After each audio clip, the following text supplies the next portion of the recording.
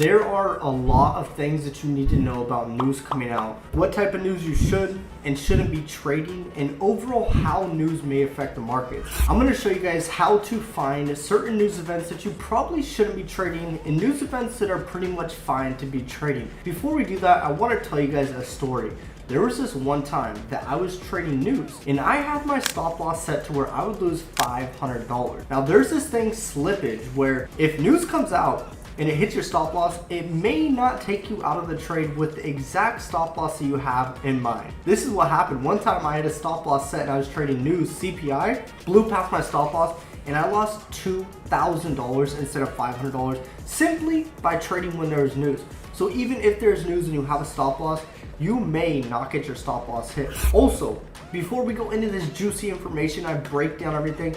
If you guys want to speak to me and get to know me and see exactly how I can help you all trading, click the link in the description and let's book a phone call. I think my one-on-one mentorship would be perfect for you. Now, without further ado, let's get into this information. All right, guys, the best way to figure out when the news is going to come out and where the news is going to come out is forexfactory.com. If you are new to trading, make sure you bookmark this website because it is major. There's the technical side of trading where we're actually looking at the chart and finding support and resistance and the trends. And then we have the fundamental side of trading, news, politics, events going on in the world. And there was an Ariana Grande concert a couple years back and they had the bombing in the concert or something like that. And I remember when that bombing happened, it actually affected the GBP greatly. So a lot of events like that, the elections, they are going to have a major effect on the markets because we are talking about financial markets here. If you're trading Forex, indices, the things that are happening in the world are also going to have an effect on the currencies or the pairs that we trade. So this is what a lot of people do with trading. They simply trade like when there's news going on. But I'm going to do this with you guys. This is the plan. I'm going to show you how to read the news. Then what I'm going to do is show you how to backtest the news so you can see the outcome of that news that previously happened. And then I'm going to show you guys a new strategy that is pretty cool. If you guys want to test it out, 100% you can. But it's a really cool strategy, honestly. So the first thing that you guys need to understand is we have all these dates right here. We have the time that the news comes out, the currency, and then the impact. If you guys go to this filter box right here, you can turn on only the high impact news, which is the red folder. We have medium impact news, the orange, or we have low impact news, then we have none. Okay? So realistically, I only have the red box checked. And with me, the only pairs that I'm trading nowadays, I'm back to trading US 30 by the way, guys. Let's go. Our US 30, which is indice, and then NAS 100. These are the two indexes that I'm trading. So with me specifically, all I need is a US dollar for the currencies. I'm not trading AUD, USD, or CAD, but hypothetically, let's say that all you trade is AUD, USD. I would only have AUD marked up and USD right here. And then let's say you only trade USD CAD, have CAD and USD. So you can see exactly when the news is for the US dollar and then the CAD, because if you're trading a pair like USD CAD right here, we have the US dollar in it, but we also have the Canadian CAD, which is very important. Okay? So I only have the impacted news at high impact. All the event types are cool with me. I want to see when they're coming out. And for currencies, I only have USD. Once you do that, click apply filter, and it will save for the next time that you come. And you can see I have all these news events coming out or that had came out previously. So if we go back right here, we can actually see when the previous news events happened. So the date is September 22nd, Friday, today. We had a flash manufacturing PMI. But let's say that we want to look at this news event FOMC right here. We can go and we can see the last time that we had that news, and then we're going to go to the chart and actually see the impact. So we have all the dates that they came out and then the specific time. Now what we want to do is go and look. So it says 2 p.m. I think that's EST. So what I'm going to do is go to the hour chart. I find the best way to do this is go to the hour chart. So let's first go to the hour chart. And then it came out Wednesday, September 20th at 11 a.m. And then let's go to the 20th right here. Right here. Okay. So check this out. we can see right here this candle, this big long candle right here that dropped 1,500 pips. That's when the news came out. These times right here, this is not, it's 3 hours ahead of me. This is the EST time zone. I'm on PST. So this news comes out 2 p.m. EST, but it was 11 a.m. PST.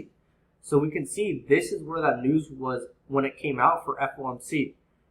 So we could see, okay, it had a really big impact. And what you could do is collect data. You can get a Google spreadsheet and write down the news event, the date that it came out, maybe how many pips that it dropped within 1 hour. You can get very technical about this information. That's what you guys should be documenting. Like, I actually have documentation of all the trades that I'm taking with my EA, my trading bot. If you guys want that, link in the description. But I have all this data. So this is where you guys should be getting extremely technical and get the data so you know, okay, when this news event comes out, I don't think that I'm going to trade just because it has such a major impact on the market. So there's the first way that we can like see when the news was and when it came out, and we could back test it. Let's go to like another one. I want to show you guys another news event.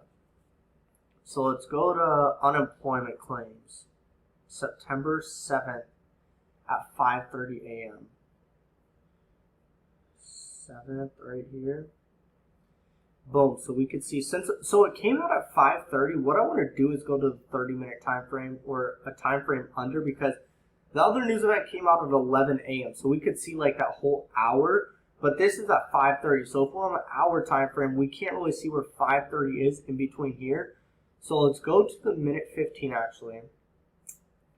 September 7th, 5:30 a.m.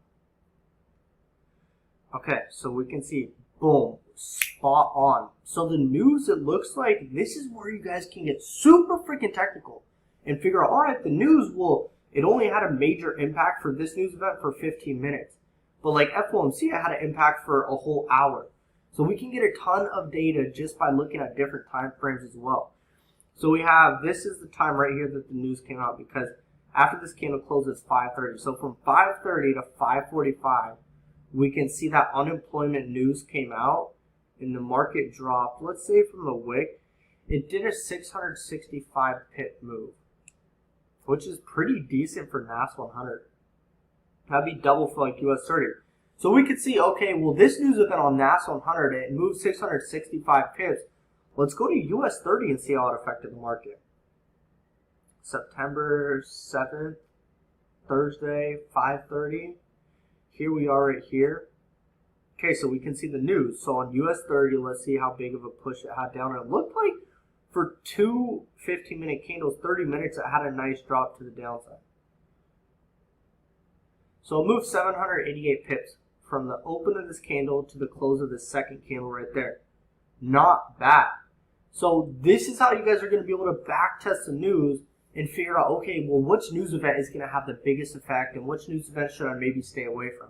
So it looks like unemployment claims doesn't have that big of an effect on the markets as FOMC does. And actually, I want to go see FOMC for Wednesday 20th, 11 a.m. for US 30. So let's go to the 20th right here, 11 a.m. All right, right here. So after this candle closed, boom, here's FOMC, dink, shot down, and we could see that it pushed down a total of 1,400 pips. So if you were in that and you caught that move all the way from the high to the close, like that's a 1,400 pip move right there you could have caught. So you guys are probably wondering, Colt, what's this strategy that you're talking about? And let me actually go back to FOMC and I'll show you guys. So let's go to the replay bar. Boom. So I have used this strategy before. It works very well. Hypothetically, after this candle closes, it's FOMC. What you want to do with this strategy is figure out, okay, when is that news event going to come? And you want to show it 5 minutes before. And what you simply want to do is you want to look at like the range and the movements. But overall, what you want to do is put a buy stop and a sell stop above the previous support and resistance, or the previous high or low within the range. So right here, we could see we would put like a buy stop right here. Then we would put a sell stop right here. just above this candle's high and low, because the next candle, when the news comes out, you guys could see a second ago that it either pushes very heavily or pushes down very heavily. So what we want to do is we want to be trading when that news is going to come out and get the movement. Because if the news comes out, it's going to push it very heavy, activate our buy stop, and keep going up. Or it's going to come down, hit our sell stop, and go down. So the way that I set these positions up is I'll have my long position right here, and I'll have my stop loss right at the entry of that one. And then what I'll do is I'll have my sell stop right here with the stop loss at the buy stop entry. And whatever one gets activated, I'll go for the next one. So usually I just go for like 1-to-1, something like that. 1,000. Okay. 1,000. Right in there.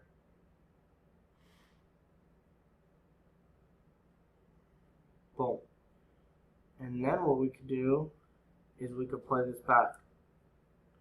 So we can see our sell stop is activated. TP's hit.